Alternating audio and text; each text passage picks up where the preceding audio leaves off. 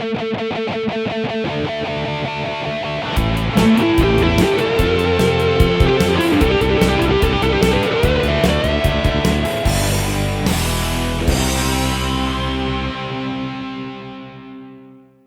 welcome to a new episode of Geek Lunch Me. I'm your host Chris, as usual, and today I thought we would do a video as Star Wars Celebration 2023 has kicked off today in London. Obviously, the big Star Wars sort of con that they have. I think it's pretty much every year, except for obviously during the pandemic, and it sort of alternates between I think between like the UK and the US. It's in London this time out, and the day one, they usually give us quite a lot of the big news comes out on the first day, and yeah, been no exception. Disney have sort of come fast straight out of the gate this time round with a load of the big news, and sort of, in fact, I'm not quite sure what they're going to announce the next for the rest of the weekend. I suspect this is probably the big chunk of news that people are going to be digesting. If you like the video, don't forget hit the thumbs up, helps us out a great deal, gets the video seen, and if you've not already subscribed, why not hit that subscription button? I've got loads of good stuff coming up in the next few months.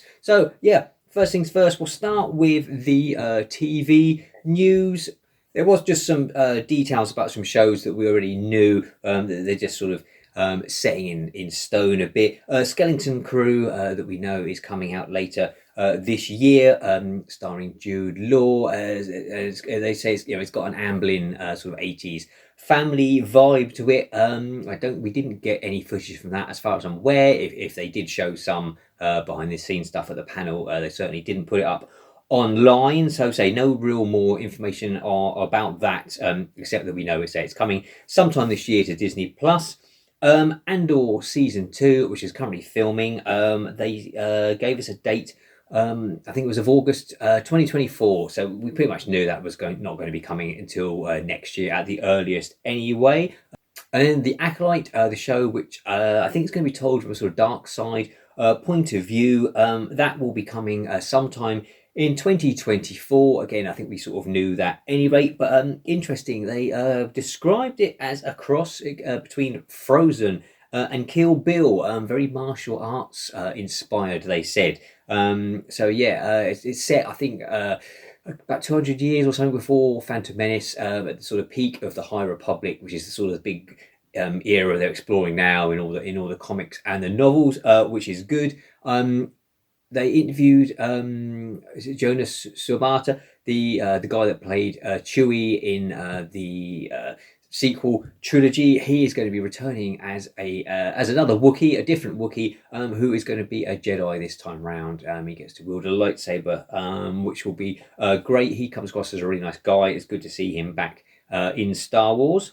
So the big news, and we were expecting it, but the trailer dropped for Ahsoka, and the date is coming in August of this year. Trailer looked fantastic.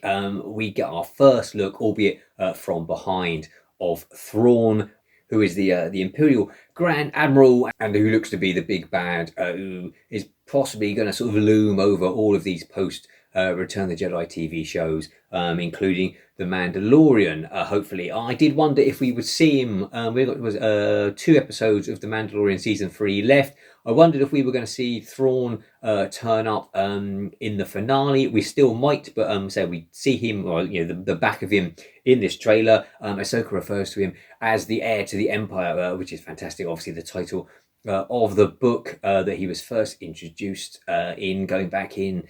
Was it in the sort of mid 90s, wasn't it? I think all the way back then. It would be great to see him in live action at last. Also in the trailer, we got to see Chopper, Harrison Dula, Sabine Wren as well, all most of the cast of Rebels coming together. We even get to see Ezra a little bit. I think there's like a little hologram that one of them is watching, which looks like it's Ezra and Thrawn.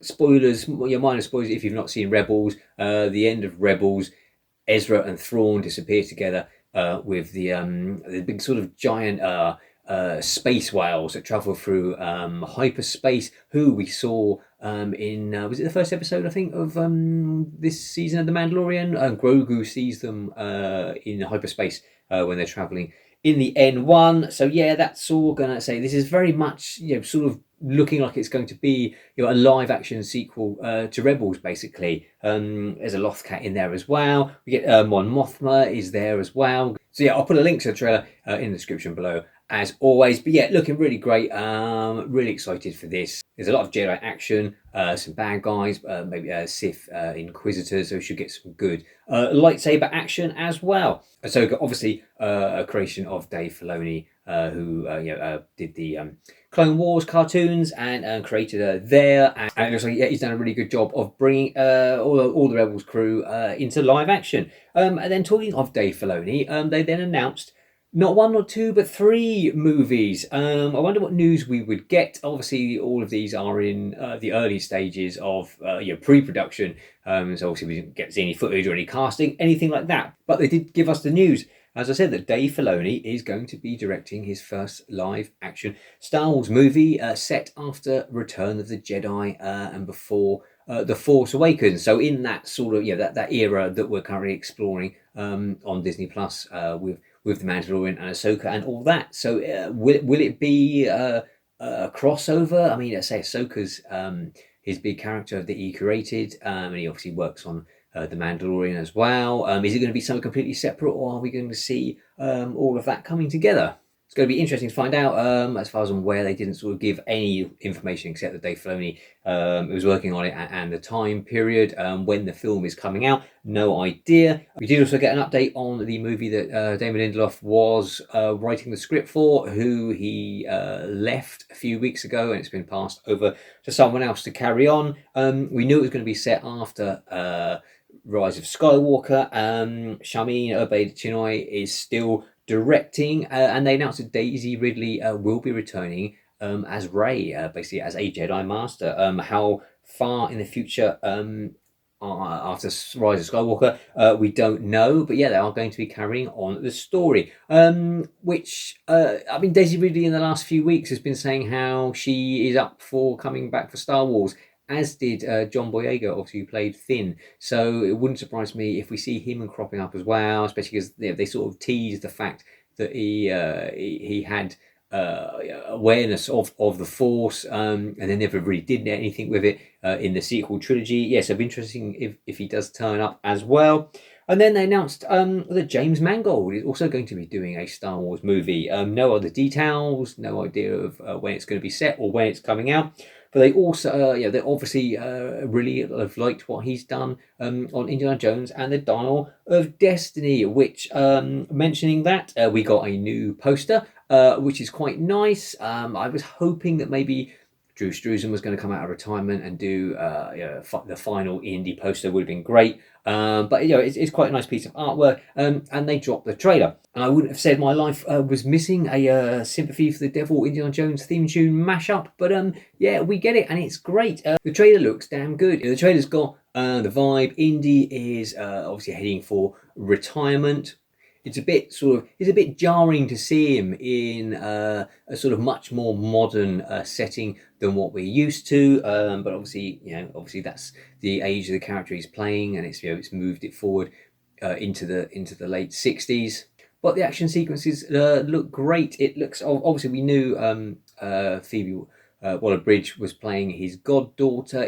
It looks like she's the daughter of Toby Jones's character, who we see in the trailer, or from the sequence from the beginning of the film where they've digitally de-aged Harrison Ford and Mads Mikkelsen, and then say Indy becomes her godfather. And there's obviously the big chase scene that we've seen before with Indy on horseback riding through the New York parade, I think, for the returning astronauts. Big underwater sequence, which you've seen bits of before. There's some more of that, looks great. And an aerial sequence as well with them, with Indy and his goddaughter, is it Helena, isn't it? I think she's called, escaping from a plane. Yeah, the trailer just really works for me. I just really hope we're going to get rollicking good adventure. I absolutely love Indiana Jones, as you know, if you've watched the channel before. June the 30th, so not too long. What do we got now? What are we in April? Just May and June to go. I think it's less than 100 days. And yeah, absolutely cannot wait. That's sort of all the sort of big news that Disney have given us right at the beginning of Star Wars Celebration. I'll do some more videos throughout the weekend if there's any other news that drops. So I suspect that is all going to be the main, the main TV shows and movie news. Thank you for watching the video. Hope you enjoyed it. Drop us a comment below. Which of the shows look good? The Ahsoka trailer, does it do it for you? Indiana Jones, are you same as me and sort of cautiously optimistic that we're going to get a great finale for Indy? As I say, drop a comment below. Always good to get comments. I'll always try and reply to each one. So until next time, take care, eat geek, and be merry.